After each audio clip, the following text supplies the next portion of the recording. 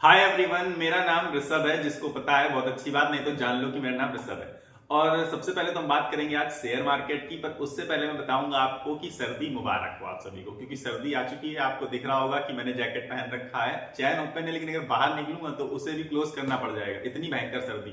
और यही सर्दी चल रही है शेयर मार्केट में भी।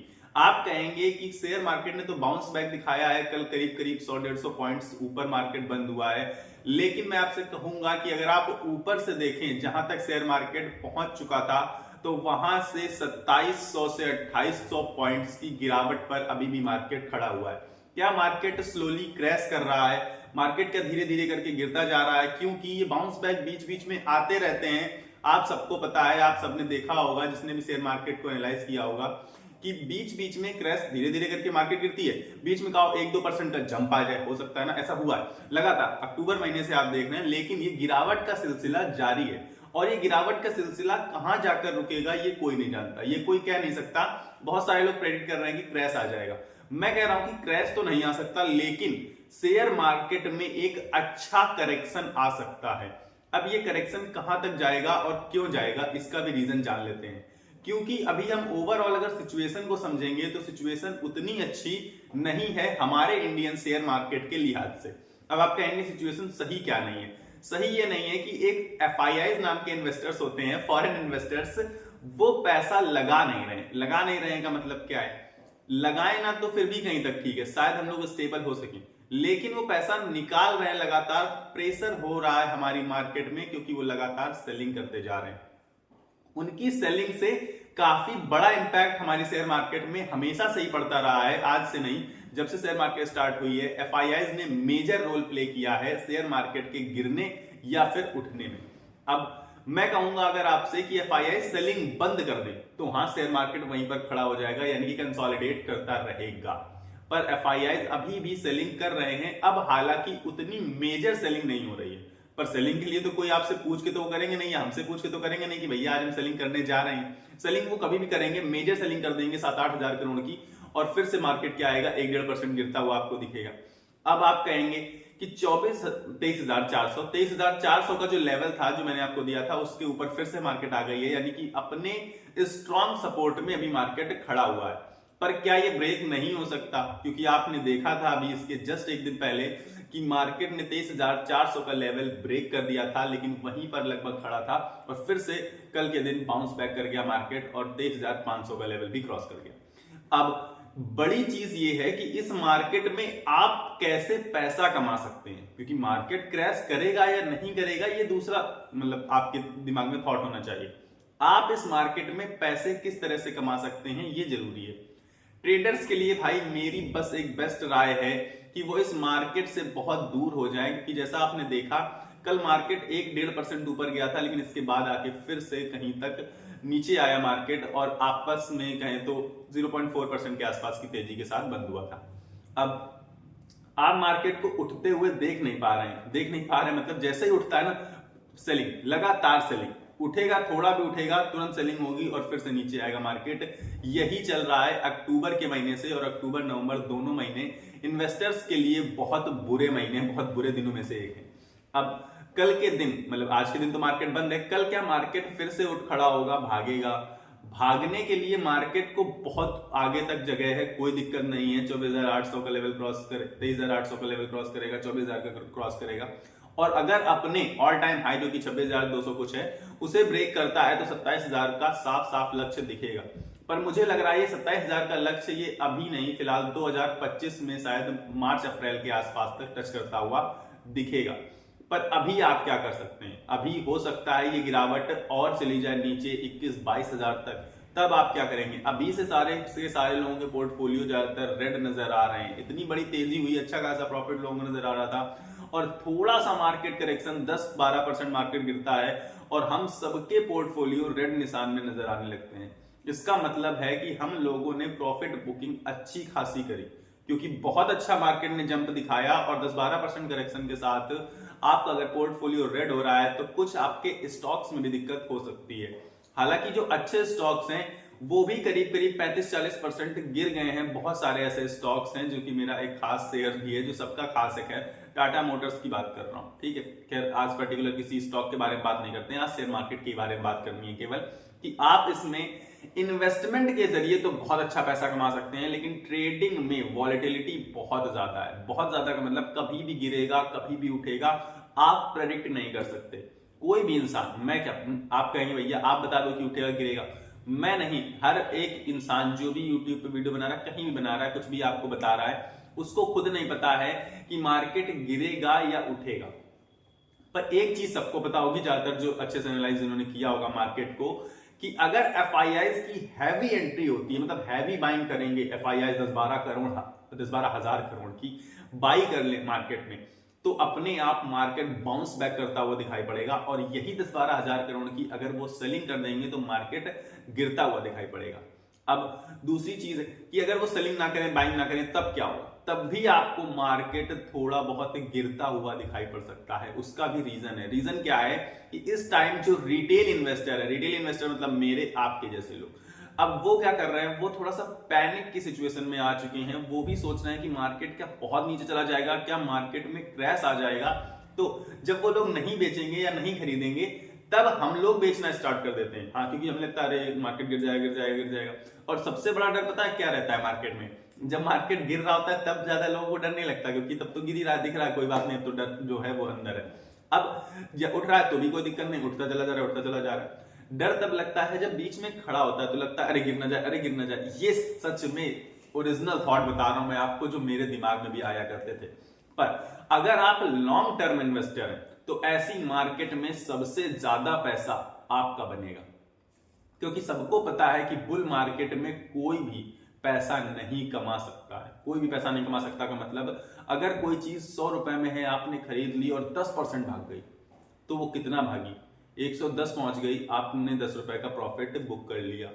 पर अगर कोई चीज 100 की थी, आपने उसे बाई नहीं किया, डोंट वरी, हाँ, अगर आपने कर भी लिया तो भी कोई इतनी बड़ी बात नहीं है, आपने किया बाई, और अगर वो चीज 70 में आ गई, अब आप उसे फिर से बाई कर लेंगे। अगर उतनी ही सिमिलर क्वांटिटी की बात बता रहा हूं, तो आपका एवरेज प्राइस पता है कितना होगा? 85। यानी कि अब उसे 110 रुपए जाने की जरूरत नहीं है, सिर्फ 100 रुपए जहां पर वो थी पहले वहीं पर पहुंच गई, तो भी आपका मुनाफा पहले से ज्यादा हो गया। 15% का आसपास आपको मुनाफा दिखाई पड़ सकता है, मैं उससे ज्यादा ही होगा। तो अब क्या है, इस गिरती मार्केट में जो बड़े इन्वेस्टर है, तभी आप देखेंगे कि रेगुलर बेसिस पे जब न्यूज आती है तो वो बताते हैं कि एफआईआईज ने इतनी ज्यादा सेलिंग करी, लेकिन डीआईआईज ने, यानी कि हमारे डोमेस्टिक इन्वेस्टर्स जो हैं, उन्होंने उतनी ही खरीदारी भी करी। क्यों खरीदारी करी? क्योंकि उन्हें ये अपॉर्चुनिटी, उन्हें ये मौका दिख रहा है, क्योंकि हमारा देश बहुत तेजी से ग्रोथ कर रहा है। ग्रोथ कर रहा है, आप कहेंगे चलो मैं उन लोगों के भी सपोर्ट में हूं जो कह रहे हैं नहीं ग्रोथ नहीं कर रहा है। तो क्या कभी ग्रोथ नहीं करेगा? धीरे धीरे कर रहा है, बहुत तेजी नहीं कर रहा है, मान लेते हैं। पर ग्रोथ के लिए हमारे देश में बहुत कुछ है, क्योंकि अभी हमारा देश उतना डेवलप्ड नहीं है, और डेवलपमेंट करने के लिए भी बहुत कुछ पड़ा है। जब बहुत डेवलपमेंट करने के लिए पड़ा है और वो डेवलपमेंट होगा, तो वो किसी न किसी कंपनीज के द्वारा होगा, क्योंकि कंपनीज तो बनेंगी ना, नई नई कंपनियां आएंगी, और भी दूसरी आएंगी कंपनियां, ये कंपनियां भी ग्रोथ करेंगी। देश की ग्रोथ के साथ हमारे शेयर मार्केट की भी ग्रोथ जुड़ी हुई होती है, ये हम सबको पता है। अब इसीलिए उनको पता है कि अभी अगर हमने बाइंग करी तो आगे चल के बहुत अच्छा मुनाफा हम कमा सकते हैं। और एफआईआईएस को क्या है, अब आपको बताएं कि अब आप कहेंगे एफआईआईएस को ये चीज नहीं पता है। एफआईआईएस को बिल्कुल ये चीज पता है, लेकिन उन्हें ये भी पता है कि अगर वो सेलिंग करते हैं तो मार्केट पर प्रेशर बनता है, इंडियन शेयर मार्केट पर, और इसके बाद वो नीचे के दामों में भी तो खरीदारी कर सकते हैं ना। और दूसरी चीज कि उन्हें बाहर की शेयर मार्केट में ज्यादा बेहतर अपॉर्चुनिटीज दिख रही हैं अभी, चाहे वो चाइना का मार्केट हो, चाहे वो अमेरिका का मार्केट हो, दोनों जगह की डोनाल्ड ट्रंप के प्रेसिडेंट बनने से काफी ज्यादा अपॉर्चुनिटीज अमेरिका में भी खुलती हुई नजर आ रही हैं। तो फिलहाल के लिए अमेरिका का शेयर मार्केट और चाइना का शेयर मार्केट अट्रैक्शन बन चुका है सभी एफआईआईज के लिए। तो हमारी शेयर मार्केट से थोड़ा सा पैसा निकल रहा है, यानी कि वो लोग सेलिंग कर रहे हैं। अब हम एफआईआईएस की बात बिल्कुल नहीं करेंगे, ठीक है, आप समझ चुके होंगे एफआईआईएस का क्या मतलब होता है और हमारे शेयर मार्केट पर उसका क्या इंपैक्ट पड़ता है। पर अब हम लोगों का इंपैक्ट बताता हूं मैं, कि जो रिटेल इन्वेस्टर है वो इस टाइम बहुत मेजर रोल प्ले करता है। मेजर रोल प्ले करने का मतलब है जब मार्केट गिरता है, अगर आप अपनी एसआईपी बंद कर देंगे, आप अपना इन्वेस्टमेंट बंद कर देंगे, आप सोचेंगे कि नहीं मार्केट बहुत बड़ा क्रैश कर देगा, तो ये मार्केट सच में बड़ा क्रैश आपको दिखाएगा। पर अगर जो रिटेल इन्वेस्टर है वो इससे घबराता नहीं है और अपनी बाइंग मतलब अपना जो इन्वेस्टमेंट है उसे जैसे लगाना है, जिसने इंसान ने सोच लिया कि 10,000 उसे महीने लगाने थे, चाहे वो मार्केट उठे चाहे गिरे, तो मार्केट अपनी जगह स्टेबल बहुत ज्यादा जल्दी हो सकता है और बहुत जल्दी उसकी रिकवरी भी आपको देखने को मिल सकती है। फिर से मुझे एफआईआईएस का मुद्दा उठाना पड़ेगा, क्योंकि आपको लग रहा होगा कि मार्केट गिरता जा रहा है तो उठेगा कब? उठेगा तब जब एफआईआईएस बाई करना स्टार्ट करेंगे। अगर एफआईआईएस ने बाई करना स्टार्ट कर दिया तो आप यकीन मानिए कि 27,000 का लेवल तो बहुत कम है, 30,000 तक मार्केट जा सकती है, वो भी 2025 में ही। और अगर 2025 में भी 30,000 तक मार्केट चली गई तो एक साल में आपको करीब करीब 30% का फायदा देकर जाएगी, जो कि बहुत बड़ा फायदा होता है मेरे हिसाब से। अब एक साल में 30% कमा पाना बहुत मुश्किल होता है, ये चीज जो बड़े इन्वेस्टर्स हैं, जो अच्छे इन्वेस्टर्स हैं, उन्हें अच्छे से पता होगी, क्योंकि लोगों की एक्सपेक्टेशंस बहुत हाई होती हैं शेयर मार्केट से, ये हम सब जानते हैं। ठीक है, शेयर मार्केट से एक्सपेक्टेशंस हाई का मतलब क्या है? मतलब ये है कि चाहे उनके पास 10,000 रुपए हो, पर उन्हें एक महीने में, 10 दिन में, 15 दिन में चाहिए 20,000। मतलब ये समझना, ज्यादा भी कर सकते हैं, लेकिन एक बात बता रहा हूं कि कम से कम वो ये सोचते हैं कि डबल कर लेंगे पैसा, चाहे वो 10,000 लगा के आए, चाहे 1 लाख लगा के आए, चाहे 2 लाख। अब जो बहुत बड़े इन्वेस्टर्स हैं, बहुत बड़े इन्वेस्टर्स का मतलब समझ रहे हैं आप, जिनके पास 100, 200, 500, 1,000 करोड़ रुपए हैं, वो पता है क्या चाहते हैं? वो आप लोगों की तरह सोच नहीं रखते। सोच क्या नहीं रखते? कि वो नहीं चाहते कि उनका पैसा डबल हो जाए 1 महीने में, 2 महीने में। वो 1 महीने 2 महीने की तो आप बात छोड़ दीजिए, वो ये तक नहीं चाहते कि उनका पैसा 1 साल में डबल हो जाए। क्यों? क्योंकि उन्हें पता है कि ये रियलिटी नहीं है, ये सिर्फ हमारी एक्सपेक्टेशंस हैं। एक्सपेक्टेशंस तो हम कुछ भी रख सकते हैं शेयर मार्केट से। हाँ, ऐसा बहुत बार हुआ है, बहुत सारे शेयर डबल हो गए होंगे 1 साल में, लेकिन हमेशा ऐसा नहीं होता है। इतनी सारी कंपनीज लिस्टेड हैं शेयर मार्केट में। अब वो खेलते हैं सेफ गेम, बड़े इन्वेस्टर्स की बात बता रहा हूं, और हम लोग जो आप जैसे रिटेल इन्वेस्टर्स हैं वो खेलते हैं रिस्की गेम। रिस्की गेम का मतलब जिसमें आपको दिखेगा डू और डाई सिचुएशन। डू और डाई सिचुएशन मतलब या तो करो या मरो, कि या तो वो बहुत ऊपर निकल जाएंगे और या तो वो खुश हो जाएंगे, यानी कि बर्बाद हो जाएंगे। और उनमें आप पैसा लगाते हैं ये सोचकर कि ये बढ़ेगा, क्योंकि आप ये नहीं कभी सोचेंगे, कोई भी इन्वेस्टर जो पैसा लगाएगा वो ये नहीं सोचेगा या ये नहीं समझेगा कि ये मेरा शेयर डूबे। ये तो नहीं चाहेगा कोई भी इंसान, पर उनके डूबने की प्रोबेबिलिटी अगर आप अच्छे से रिसर्च करें, अच्छे से एनालिसिस करें, तो आप पाएंगे कि बहुत हाई चांस है उसका। 10% ही चांस उनका उठने का होता है, बल्कि 90% उनका गिरने का चांस होता है।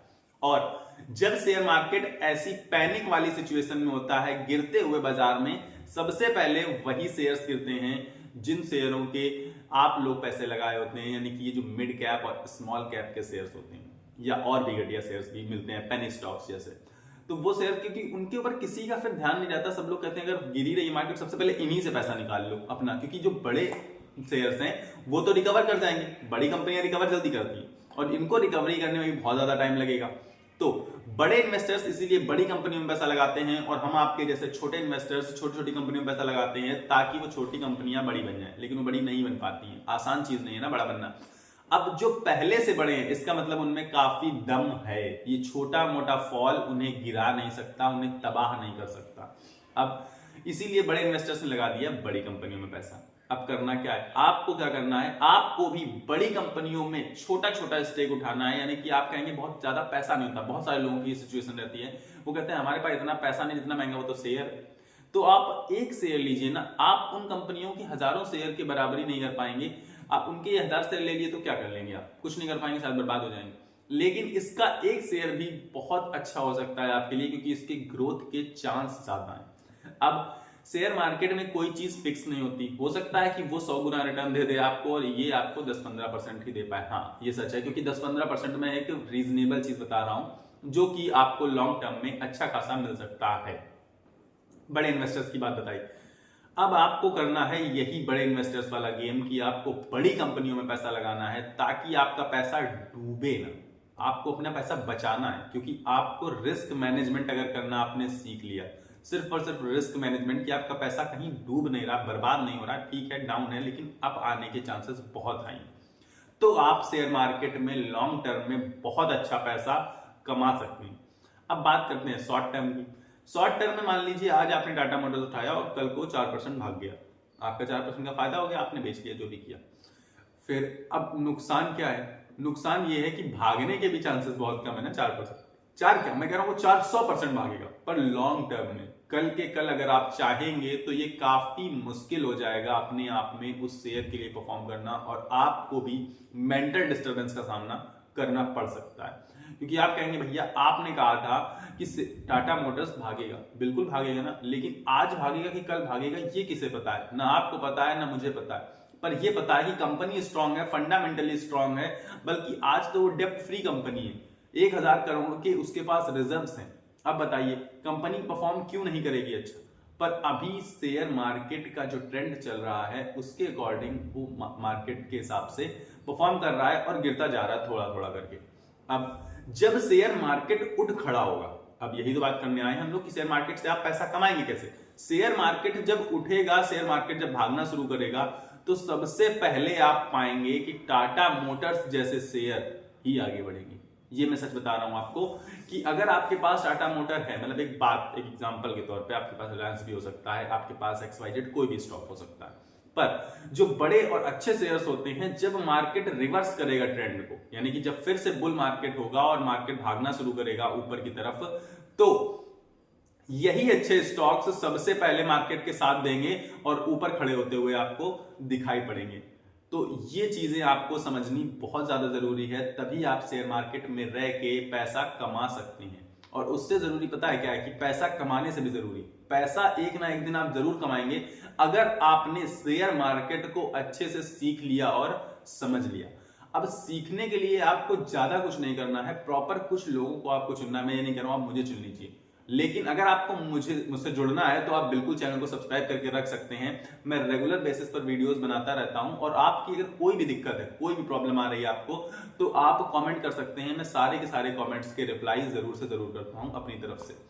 तो फिलहाल इस वीडियो मेरे पास इतना ही है अभी के लिए, आगे एक आध वीडियो आज और आएगा, हालांकि आज छुट्टी भी है, लेकिन फिर भी वीडियो बनाऊंगा ताकि ज्यादा से ज्यादा लोगों को जागरूक कर सकूं और ज्यादा से ज्यादा लोगों तक अपनी बात को पहुंचा सकूं। और पहुंचाने के लिए आप लोगों का साथ बहुत जरूरी है। तो वीडियो पसंद आया हो तो लाइक कर देना, चैनल को सब्सक्राइब कर देना और लोगों में शेयर कर देना जागरूकता बढ़ाने के लिए। फिलहाल के लिए इतना ही है, तब तक के लिए आप रखिए अपनी सेहत का ख्याल, स्वस्थ रहिए, मस्त रहिए। नमस्कार, धन्यवाद।